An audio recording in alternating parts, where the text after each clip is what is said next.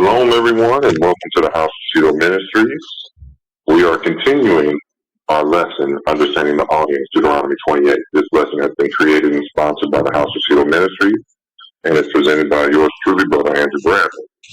This is part 5, and during the first 4 parts, we talked about the covenant being everlasting, coming through Abraham, Isaac, Jacob, that the covenant is a blood covenant with a sign or a mark, a cutting. We talked about extensively how water and Torah are the same, that they're synonymous, they give life, and without them, it is death. And then we talked about the 3 witnesses, the water, ruach, blood. And now we're going to have a few more verses just to speak to that, to follow up our previous part 4 lesson, just to follow up that piece. And then we're going to go into the details of all the curses to show who those people truly are that are suffering from these curses. All right, so let's go ahead and continue. Where's my mouse? Here we go. So we ended the last lesson on how the Ruach guides us into all truth, and the Ruach takes of Yahusha. And what was the truth at the time Yahusha said this particular 2 verses here, 3 verses? And we know that was the Old Testament. Mm-hmm. So we wanted to continue just to prove to you that the Ruach guides us into all truth and what the truth is. All right? So we'll go ahead and start there. All right. The Ruach guides you into all truth. So what truth is Yahuwah speaking of? Psalms 119 is my favorite book in Psalms, and it speaks to this in verse 30. I have chosen the way of truth. Thy judgments have I laid before thee. What are judgments based on? The law. You cannot have judgment without laws. Therefore, the way of truth is the laws of the Most High. Verse 43 through 44. And take not the word of truth utterly out of my mouth, for I have hoped in thy judgments. Mm-hmm. So shall I keep thy Torah continually forever and ever. Here, King David proves that the judgments is the Torah. So the word of truth is the Torah. And then verse 142, one of my favorite verses in all of the Bible, thy righteousness and everlasting righteousness, and thy Torah is the truth. And Malachi 2, verse 6, the Torah of truth was in his mouth, and iniquity was not found in his lips. He walked with me in peace and equity, and did turn many away from iniquity. That's a prophecy of Yahushua. So Torah of truth is opposite of iniquity. You see that? It's opposite of iniquity. The truth was in his mouth, and iniquity was not found in his lips. When the truth was in his mouth, there was no lawlessness in his mouth.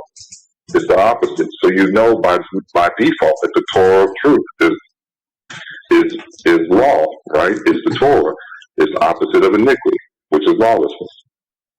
So this right here proves what we were talking about in the previous lesson, that the Ruach guides us into this truth, through all this truth to help us learn and understand. Right? All right. Do you have any questions? None more so far.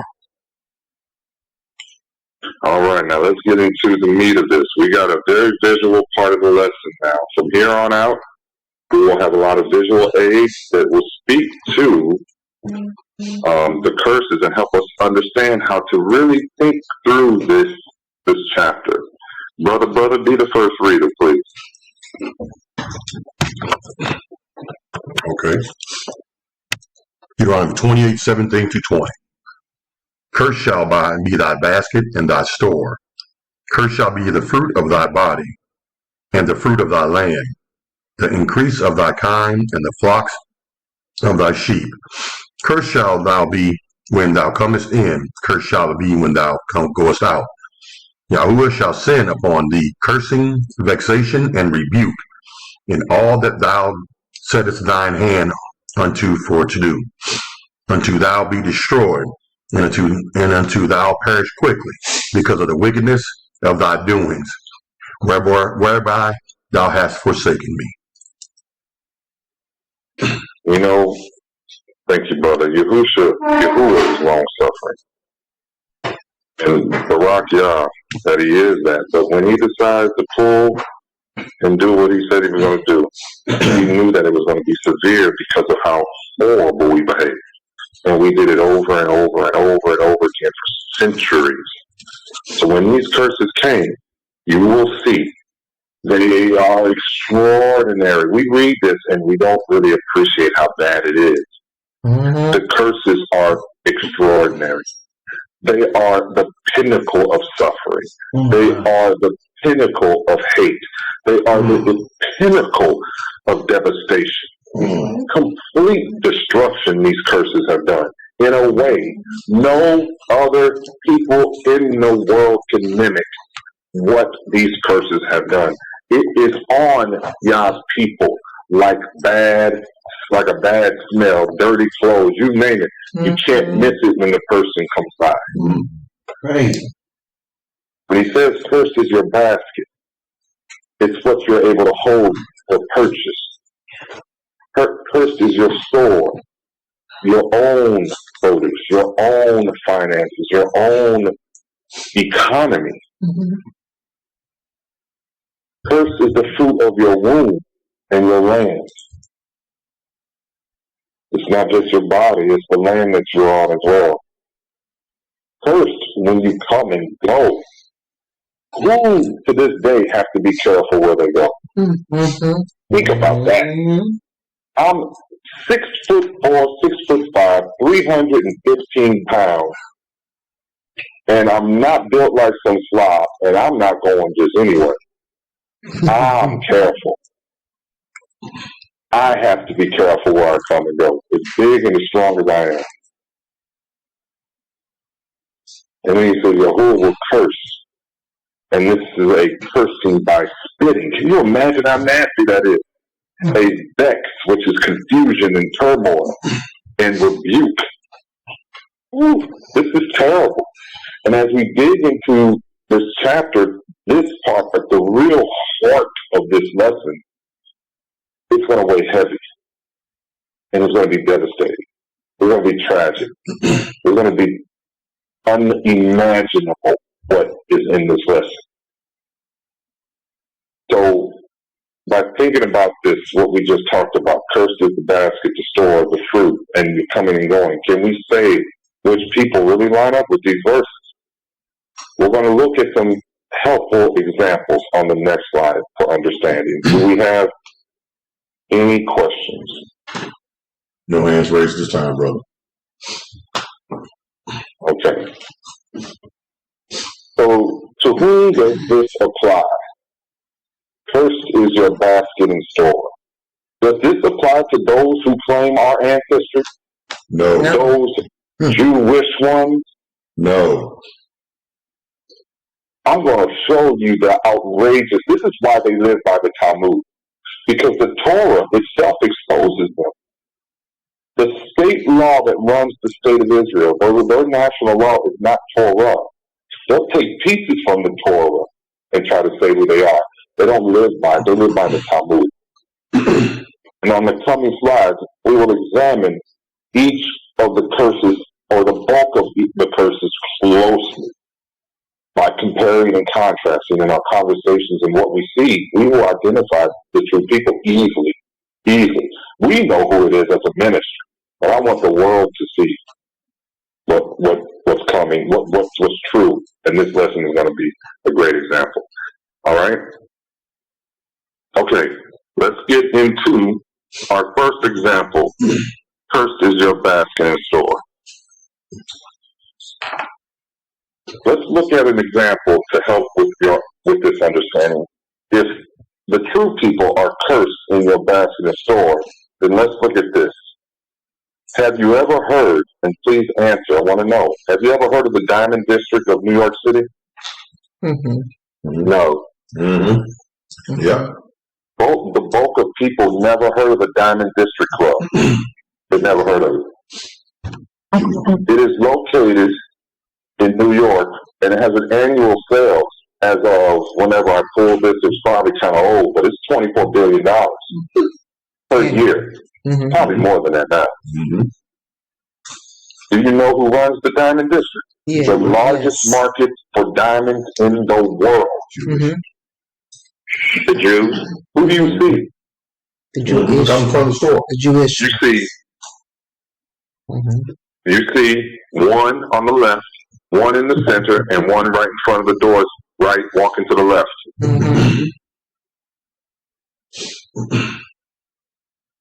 All right. How is their basket cursed if they're running the largest diamond purchaser, exchanger, trading club in the world?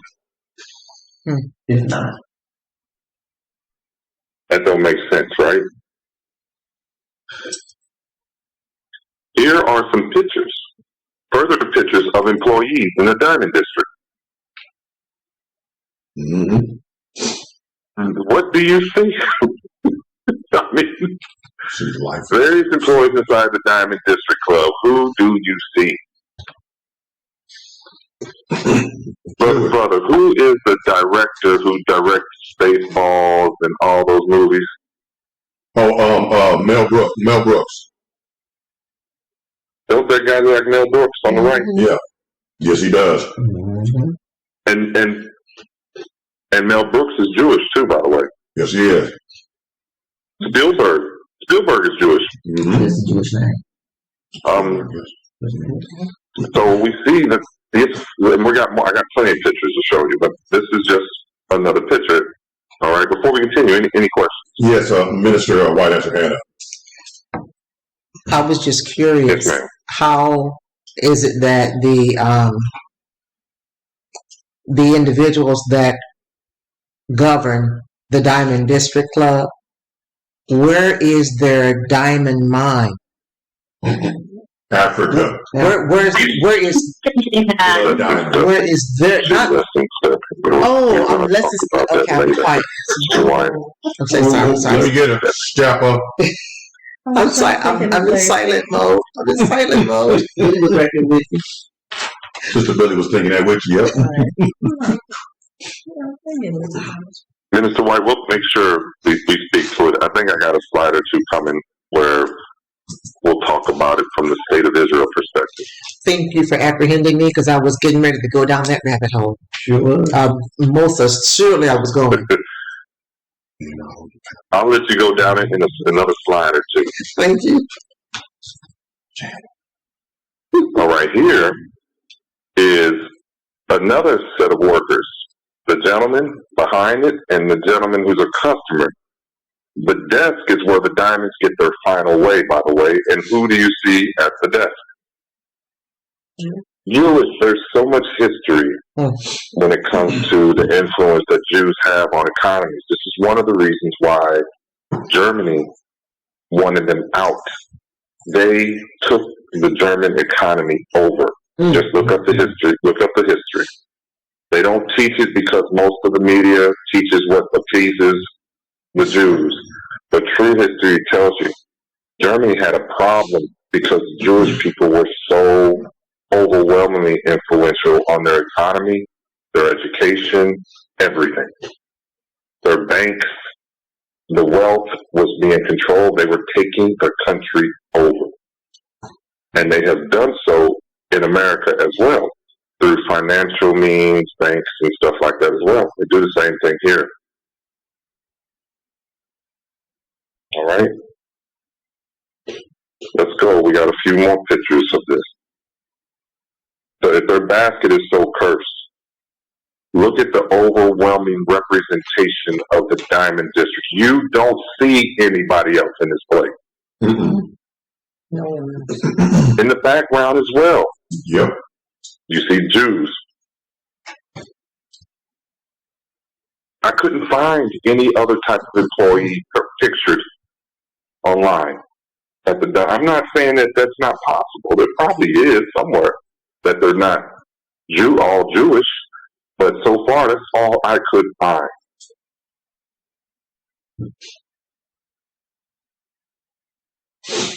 All right, any questions? None at this time, brother. Here's another gentleman. His name is Abe Shainberg. He's a diamond cutter driller. Jewish. You're talking about an exclusive job? It takes a lot of skill, too.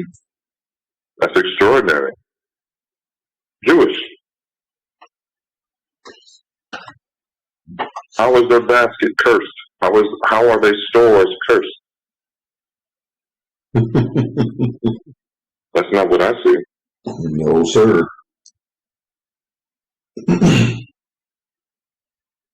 Did you know that the largest diamond exchange in the world is in Israel? A place that has no diamonds, minister? Why? Because of the lack of mines. Jews acquired diamonds by traveling throughout the world and aggressively acquiring them through business interaction. Is this an empty basket or store? No. No, not at all. How can a people who live in a small place that don't even barely have water, let alone mines of any type, have such influence and wealth? This is some diabolical planning. You hear me?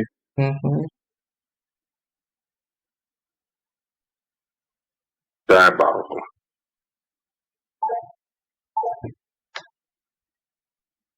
All right, let's continue.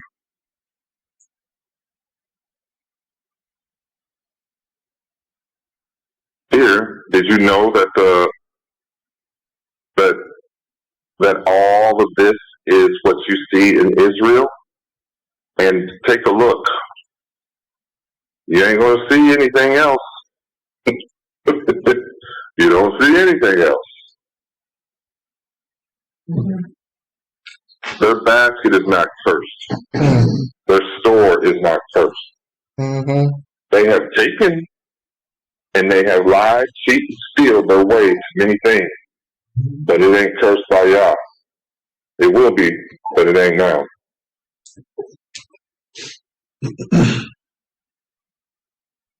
So that's just this group. There's another piece to this. So you can go on and on. There's so much to this. Let's look at some names and faces now that we are familiar with. Who is the man in the top picture? Mr. Goldman, Marcus Goldman, an Ashkenazi Jew. Who is the man at the bottom? Joseph Ernst Sachs, Ashkenazi Jew. Goldman and Sachs. I know you all have heard of them, right? Yes. They are the global financial investment powerhouse. Right now, their market summary is roughly $190 billion. These are Jews. If they are the people, where is their curse? Where is their cursed store and basket? This is why they don't publish that they are Torah keepers. They're not. Because the Torah tells them they're liars. They do not line up with the curses. As we go through this, and we start to really see the weight and the depravity, the cruelty that occurs because of what the curse has brought, you're going to get angrier at how dare others try to say who they are when they haven't paid the price. You cannot be the people if you cannot experience these curses. You have to have these in your life. This would destroy them. They don't even have the capacity to experience and survive these curses as we continue to read the law. We would have wiped them out. Any questions or asks? None at this time. All right, let's look at another face. The Wahlberg family, German and Jewish. They're involved in banking. This is how significant this family is. They helped design the Federal Reserve System. How is a German Jew responsible for designing the Federal Reserve System. That should just have all kinds of things popping in your head. I got a typo there, I see that. But the family is worth several billion, but their worth was as high as 20 billion. The Federal Reserve is used today. It used to be when dollars were backed by gold, right, and metals. Now when you look at your dollars, it doesn't say that. It doesn't say in exchange for gold. It's the reserve now. This was designed. The system we use today for our currency is a Jewish design. Diabolical.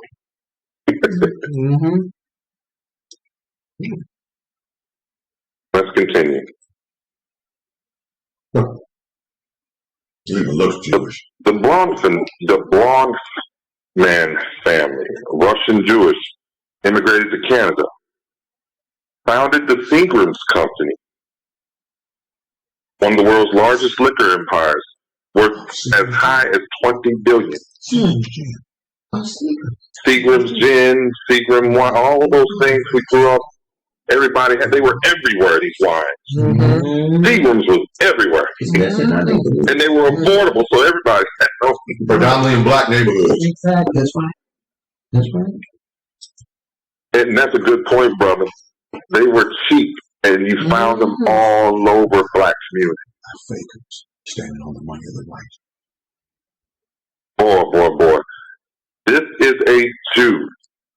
And you're telling me you're the curse? You're the people of the curse? See, and what they'll say is, well, black people wealthy too. Wealthy compared to what? You got a few of us. 1%. You can count on one hand how many black billionaires we may have, let alone billionaires in the multi-billion, like 10 to 20. You ain't going to see but maybe one of those that are black. Maybe somebody like Oprah Winfrey might be close to that. Other than that, Jordan is close to being a billionaire. Other than that, you just have typical millionaires, and those are usually athletes, performers. You have a very few wealthy guys because of business, but not like this. It is not a true comparison at all.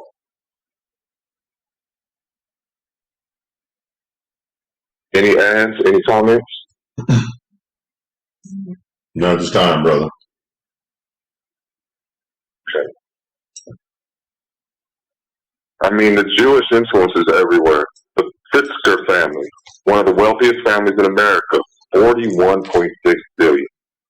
Originally from Ukraine Jewish immigrants.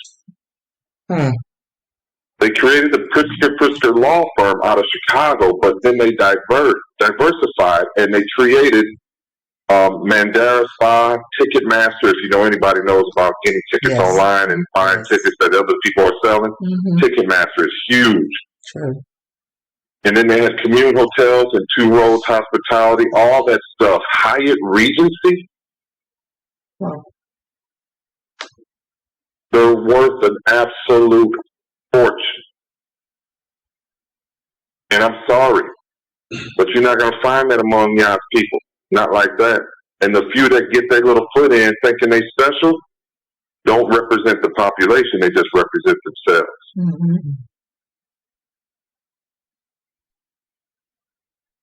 All right. Anybody got any opinions or anything to share? I do, brother. To back up what you were saying, as of currently 6 days ago, there's only 9 black billionaires in the United States of America. Only 9. 9. You compare that to the other numbers of the Jewish ones. They got us. They easily got us. Astronomical. And I bet you none are like this. Your net worth, it won't be like this. All right, let's continue. Brother? Yes, sir. I'm sorry. I didn't put my hand up. Brother Isaac made a very good point in the comments, because a lot of these Jewish individuals are coming over here changing their names, and their wealth that may be stamped on them, we may just see them as regular Americans or somebody else just from another nation, not even thinking that they could possibly be Jewish. Whole time they are. They're just not showing that true image of what they actually represent. Oh yeah, 100%. 100% true. They did a lot of that. And you just got to pay attention, do a little research, and you'll find it. There's a gentleman, the Bloomberg family, that name's very, very familiar. They immigrated from Lithuania and Belarus. They're in finance and media, founded Bloomberg LP. And of course, Bloomberg served as the New York City mayor. I didn't realize this was the same Bloomberg. Worth $109 billion.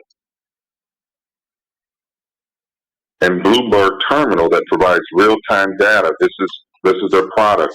They provide market data, analytics, trading tools, news feeds. This is extraordinary. This man could never spend all his money. It angers me that the church will say, bless the Jews, bless the Jews, bless the state of Israel. And because they don't read and take their time to understand, they don't see this. They say, well, prophecy is ended and this they have been returned, so they bless. That's not true. You say that because you don't read.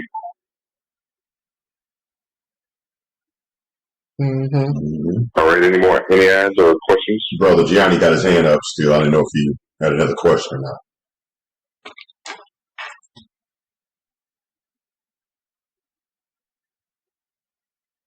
I don't, brother. I just put it down. Oh, okay, my bad, brother. Thank you. All right, here's some names we might recognize. Larry Ellison, founder of Oracle. $213 billion. And Mark Zuckerberg, co-founder of Meta, Facebook. $202 billion. Both Jewish ancestry. We're not focusing on millionaires on purpose, right? Or upper middle class. We are speaking to elite wealth that controls the world, that influence the world. This type of money can change nations, force the hand of the powerful.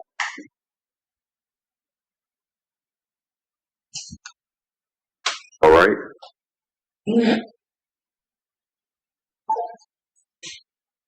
There's two other faces, Larry Page, co-founder of Google, and Sergey Brin, co-founder of Google. They're $300 billion together. Both are Jewish.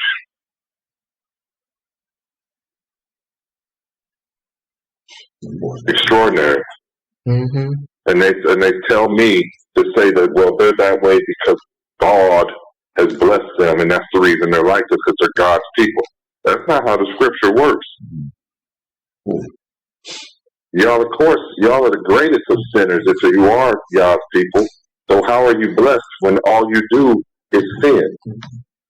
Y'all are some of them, but your behavior is some of the most perverse, especially your state.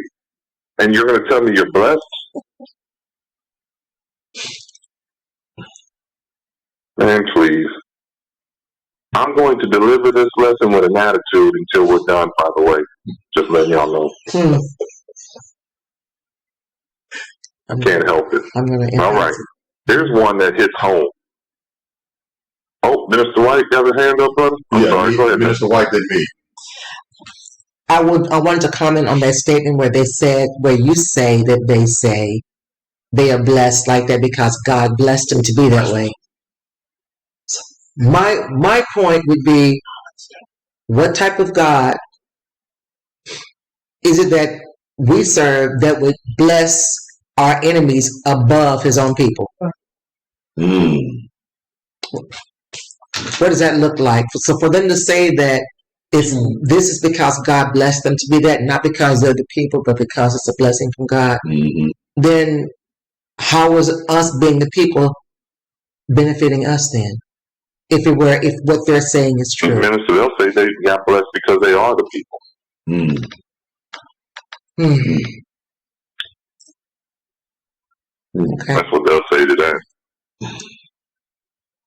They are, well, I'm going to reserve that comment because this is going on YouTube. I'll keep that to myself. Mm-hmm. I am controlling myself. Mm-hmm. All right. Mm-hmm. It'll probably get harder to do so as we get into the more graphic natured content. Mm-hmm. But to qualify to be the people of Yahuwah, they'd have to go back and follow those blessings, which they say that they're doing, verses 1 through 15. But then they also need to follow the curses that come after. I think it's 1 through 14. And verse of Deuteronomy? Yes. Chapter 26 or 28? Yeah, 28. And then 15 went all the way up to, 68 or something like that? Yeah, they'd have to apply that too. They can't just have the first half of it and say, well, this is because our God blessed us. Sure. Well, remember that the scripture says there's curses that goes with the blessing. There's curses that comes for not being obedient. Mm-hmm. If you don't qualify, you don't fit those curses, then you can't be the people. Mm-hmm. Yep, I agree. Mm-hmm. I agree. Let's go to the next one that really irritates me. CEO of Walt Disney. He's worth nearly $900 million. He's Jew. He's a Jewish born He's Jewish, born in New York City.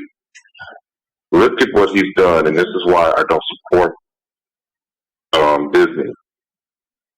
And I teach my children this fact as well. Under his leadership, Disney has made public the following. They are big time supporters of LGBTQ and their initiatives all over the world. They are big Pride supporters and donators. Big time. They have their own Disney Pride merchandise program. I did not know this. Wow. You go to their website, you will see it. Rainbow, Mickey Mouse ears, and so on. That stuff is a clear target to a particular audience. Everybody knows what Disney is synonymous with. And they have a huge Disney Pride event in Europe, or events in Europe. They don't quite do that over here because the United States, has a history of not supporting such events by corporate companies. Mm-hmm. And they have a statement that is publicly released saying that they will sponsor and support the LGBTQ inclusion in films and shows going forward. Very clear statement of purpose. And it has been seen in nearly every one of their films. Everyone, from children, and I'm talking about young stuff, like they did superhero pets, and they had same-sex relationship pets. That targeted my daughter's age group of 7, 8, 9-year-olds. And such behavior, characteristic of Yashar, knowing what the book says about such things, is this type of wealth characteristic of it? No, not according to the curses. All right, I want to know, anybody got anything to say, brother? There's a lot here. Minister White, I think Brother Gianni had his hand up first. Maybe? No, Minister White and Brother Gianni. I don't know. I just wanted to say that although they are supporters of this LGBTQ initiative, and they have various programs, and the part that brought me the wrong way is the last statement where this says, and we plan on including it in our films or shows. This speaks extremely poorly of the population that don't care about whether it's in there or not. Because if, as a people, we decided we do not want to watch this, and we begin to cancel our subscriptions to this, it would force them to change because money talks. But the money continues to flow in, and they're making it clear that this will be inserted into their films and their shows going forward, and our people support it. Much, I won't say the whole world, but I'll say the United States. Much of the United States is supporting it, so they don't have a reason to pull back. And all this does is embolden them to continue to move forward and to do more in their misbehavior.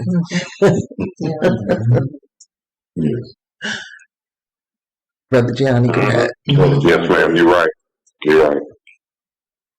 I agree. Anybody else, Brother Gianni, go ahead.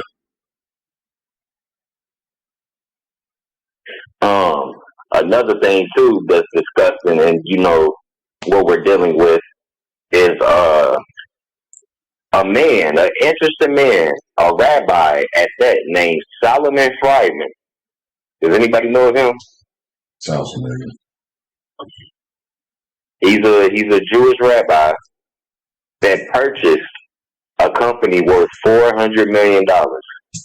That company is responsible for PORN, media, entertainment, that industry. A rabbi messing with that industry. Why do you have any dealings with that side?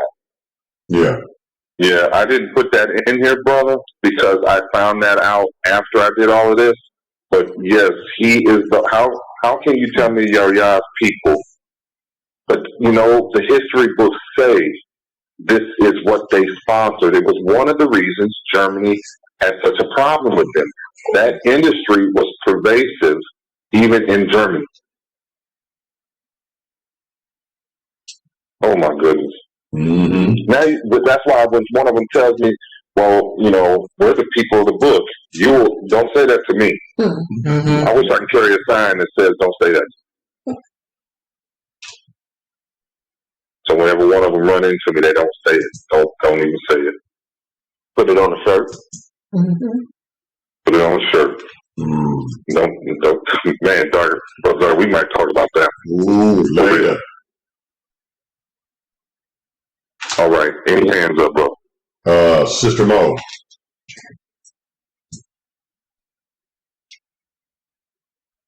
I was just wondering, like, what has it been like this from the beginning, or did it start with Bob Iger? Like, because I know, like, in the beginning, Disney wasn't anything like this.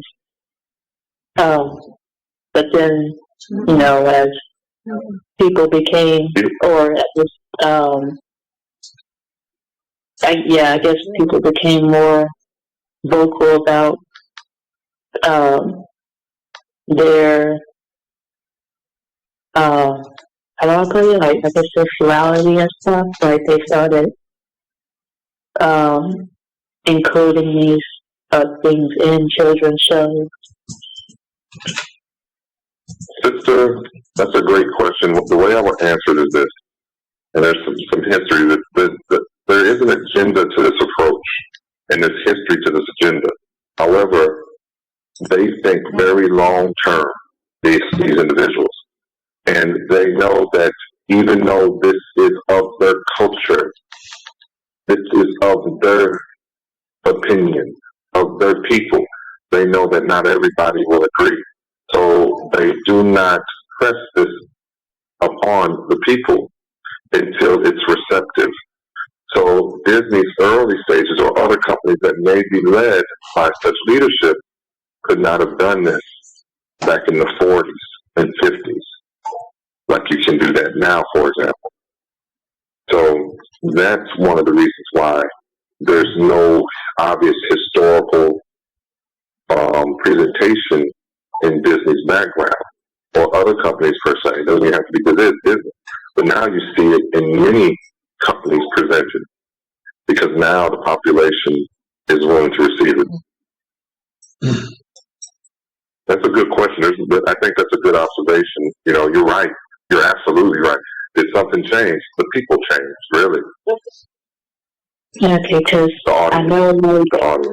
as a child, I always watched Disney things, or my grandparents and mom bought tapes for me. But as I got older, I saw a shift, and like now as an adult, like I don't feel the same for it like I used to. Like it's because, as you can see, like they're including things that I don't agree with in there, and I'm like, well, I can't, I can't support it like I used to because. And I'm like, what happened? I was like, is it the people that's in it now? Like, was it always like this? Was this always the plan? Like, but that answers it. Mm-hmm. We underestimate their foresight. We don't think as far as they do. They think hundreds of years. As a people, they think that way. I see Minister White wants to speak as well, but Yes. I don't know if you said this or not. If you did, I didn't hear you, so I apologize if I'm repeating what you said. But to answer, I think it was Sister Monique's question. What happened? Was it always this way? Emphatically, yes. It was always this way. The degree to which it was has changed because iniquity abounds. But the root of this problem that we're looking at, that root has always been there, and it has been growing and developing and waiting for an appropriate atmosphere to display itself in its totality. I have to choose my words like that.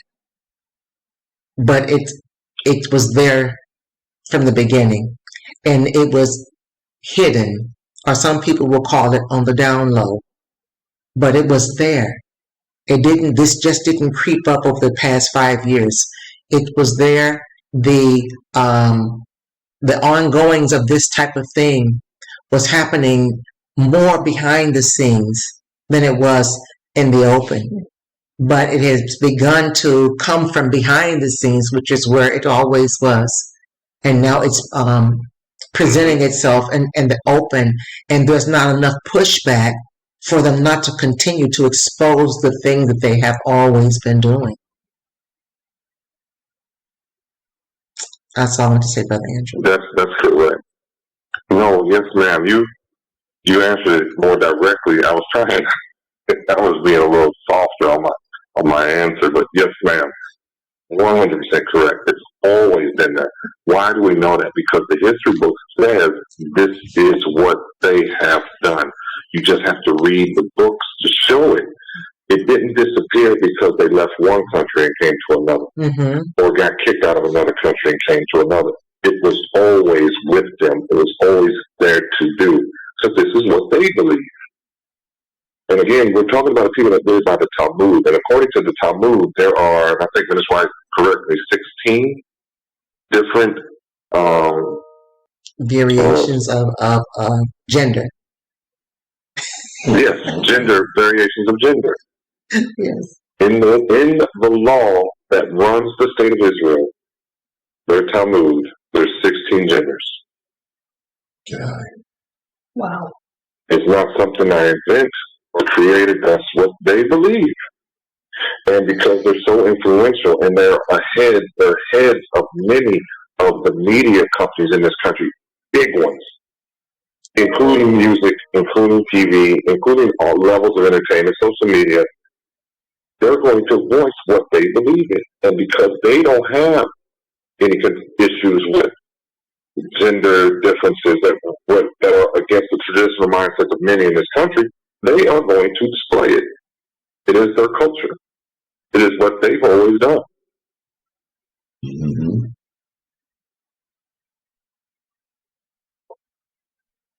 All right, anybody else? No question or comments this time, brother. Okay. Let's look at another one. This one is especially hard to find. As soon as you see the name, you'll see why. Rothschild family. Easy. You're talking about Goes. the most powerful family in the world, and the one that's hard to find anything on because of their power and influence. They are Ashkenaz. They are from Germany. Their wealth started back in the 16th century, the big wealth. And the founder of the family is Mayer Amschel Rothschild. They started the banking system. They established international banking. And he did it using his 5 sons. He would take his sons and place them in different parts of the world to create this idea of international exchange. It was the first of its kind. So you can understand why they were 400 to 1 trillion. Do you understand the wealth? Mm-hmm. Who can compete with that? That's a broken basket. A family worth $1 It's trillion? an empty basket. Nobody.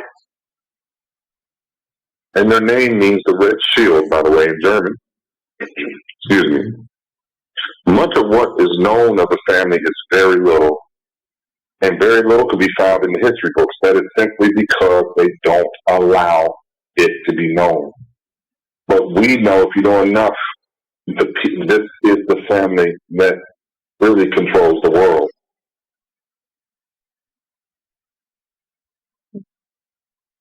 You just don't hear much about them.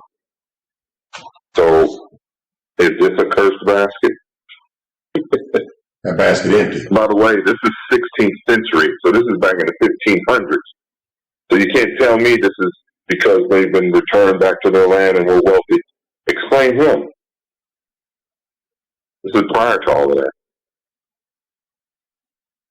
All right. Anybody want to add anything to this? No hands raised this time.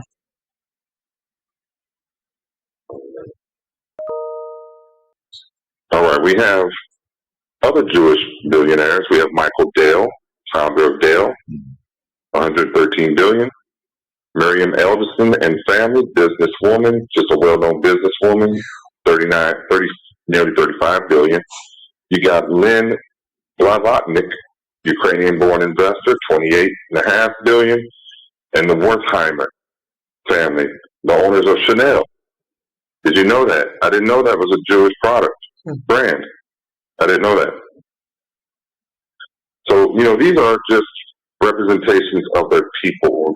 You will not find such extreme examples in Black American communities. There are billionaires. I'm not saying they're not.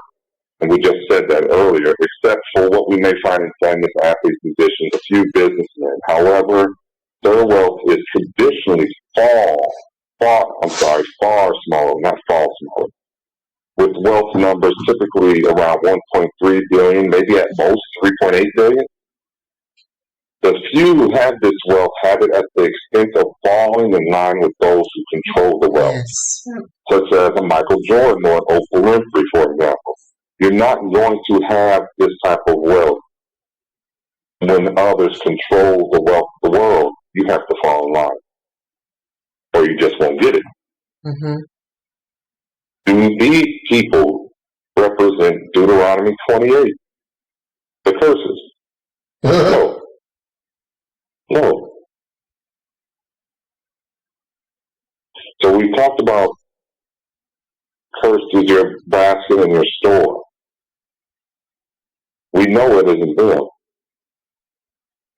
But are they cursed when they come and go?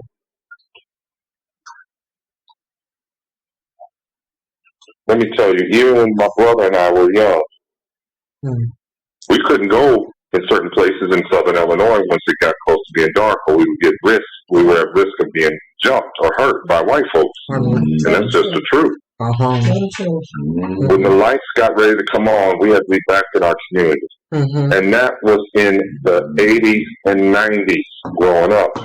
This is not the 40s and 50s. Cursed in the city. Cursed when you come and when you go. My father My fathers lived through these Jim Crow laws.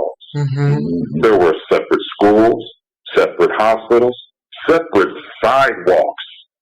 You hear me? Separate seating on transportation, separate housing, which is segregation. Separate water. You had curfews. Bathrooms. You could not be out at a certain night. The police would automatically arrest you. You could not congregate with more than 3. Mm-hmm. They would consider it a mob, so you get arrested. And when you got arrested, it wasn't pleasant. You most likely got beat, roughed up to scare you, and then you got let out. And bit by dogs. And this is the 1960s I'm talking about, 50s and 60s, a lot of that region of that timeline. This is not centuries ago. You couldn't even wait at a bus stop or train station in the same room with white people. You couldn't drink from the same water fountain. You could not walk on the same side of the street. You could not look at a white man or a white woman. You could not speak to them. Believe it or not, you couldn't even order vanilla ice cream. Didn't know that. You had to order chocolate. That's not the dumbest thing I've ever heard of. They would not offer you vanilla because you were black. And I'm good with my little chocolate.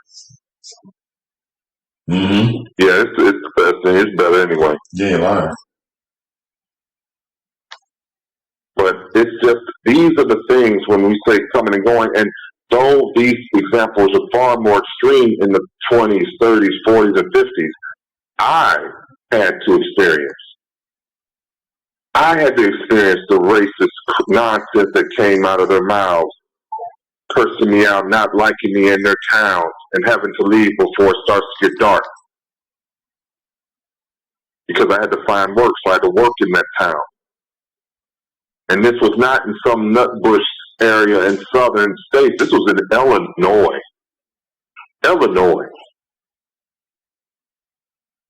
Not some backwater place in Alabama or Mississippi. Mm-hmm. This is not what they go through. Now, they do get talked about because of all the things they have done. There's a difference. The world knows they control the wealth. The world knows how they handle business. The world knows how they change communities. That's the reason why they get talked about, not because of just who they are. If a Jewish man has no Jewish attire on and he walks the street, can you tell he's Jewish? Most of the time you can't. Everybody knows. Some of the people we just saw didn't look like a traditional Jew. You wouldn't know. You only know by their name or their clothing. They look like an everyday white person to me.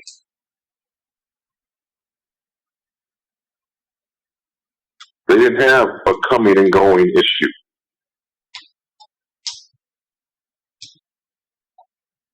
And these Jim Crow laws were awful. They were an extraordinary curse against us when it comes to the coming and going. And I use them as of now.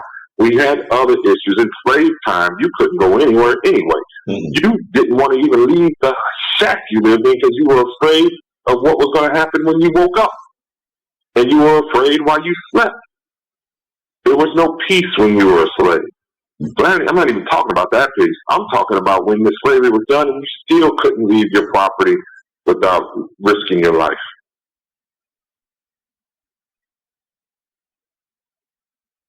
Let's look at one more just to talk about it. The Jim Crow laws also created sharecropping. You talking about cursed breadbasket? Sharecropping was a land leasing to black labor. They didn't own the land. They had the right to farm the land. But the difference is, you didn't pay with money. You paid with the crop that you brought up. Mm-hmm. The landowners not only owned the land, they owned the seed, the tools, the equipment, everything. You just live on the land and you work it for that farmer. And you pay in the crop. This is what's called this. But what happened when they did this, and you want to know why Black America is in the situation they are? It's because this stuff hits with historical wealth. You don't pass it along. So when people say, "Well, y'all haven't been slaves in a while, you should have got yourself up," with what? You controlled the historical wealth. You didn't control money where I couldn't make it. You did that, but I was able to make it. But long-term wealth is different. You had it all. When the crop would come up, the person who owned the books and the scales and the accounting was the landowners and other landowners. And they always got their cut first. So when they came to the sharecropper, they charged them inflated rates, which caused them to get far less money back, creating debt, and they were never able to pay the landowner their lease. The debt was too much, and the debt will roll over every year. This ended up creating a form of slavery. It kept the farmer, the laborer in bondage. As long as they owed debt, they could never leave the farm. So instead of legal slavery, they created sharecrop slavery. Cheap labor. And the people could never stop because they could never pay off their lease. That's what The many sharecroppers never saw cash, only debt. Cursed in your basket, cursed in your field, cursed in your coming, cursed in your going. There is not a Jew in this country that went through this. And the Jew in existence. I'm sorry, not as a people.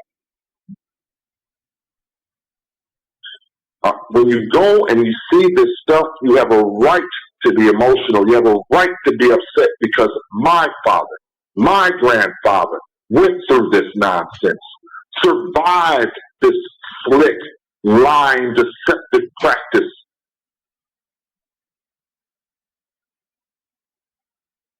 And you're telling me that Yahuwah does not accept payment for what has been done? Wait until we get into the other stuff. This ain't even the tip of the iceberg. Is there any comments, brother? Sister Mo has her hand up. And Minister White next.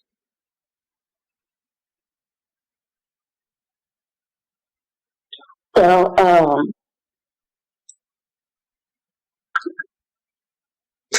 so because of what we've been taught in school, because they experienced the Holocaust, like they think that that's what, or I guess people think that's why they are the chosen people, because they were first in that regard, but not this. Well, Sister Sarah, I won't speak to the Holocaust on here because all you got to do is go into your history books and start looking up to understand what really happened during World War II, and you'll get the truth and not the lies. That I'm not saying that many Jews didn't die in those camps, not at all. And whoever died in those camps, it was horrific. But there's so much misinformation and lies about what actually occurred. I would expect the audience to look it up. However, one suffering is not what defines the people. You must line up with all Deuteronomy 28, verses 16 through 68. If you do not, I don't give a care if half your people died in the Holocaust. If you don't align with all of Deuteronomy 28, 16 through 68, you are not the people. And that's a problem they can't solve. They can't solve that. Sorry, that's what I was getting at, is that people think because of that, like that automatically justifies them for being the people, even though like they don't line up with what was described in Deuteronomy. As what I was saying, sorry. No, you're right, Sister Sarah. That's a good point. Very good point. We can say what we want and say, oh, they're the ones that suffered according to slave this and that, blah, blah, blah. But they got to line up with them all. Because the Jews aren't the only non-Yashar people, because that's how bold I am with it, or non-black people that have suffered. You can find suffering in every nation. Does it automatically make them the people of the book? Nope.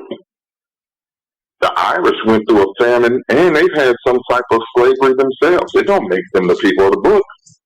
They got to line up completely, and they don't. All right, anybody else, brother? Mr. Minister White.